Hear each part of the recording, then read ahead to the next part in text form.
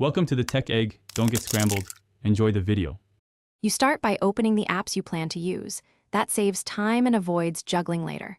Hover over an app's title bar or press Win plus Z to reveal snap layouts, because Windows 11 lets you pick precise arrangements. Click the left or top quadrant to snap the first window into place.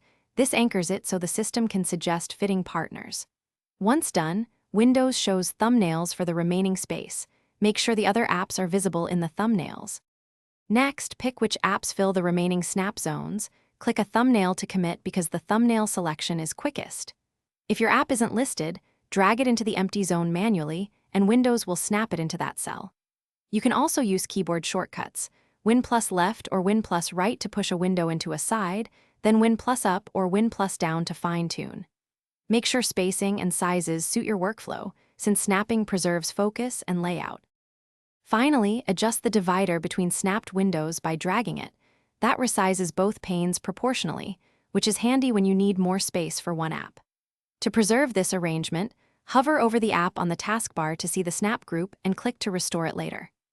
If snapping doesn't work, open Settings System Multitasking and toggle Snap Windows on.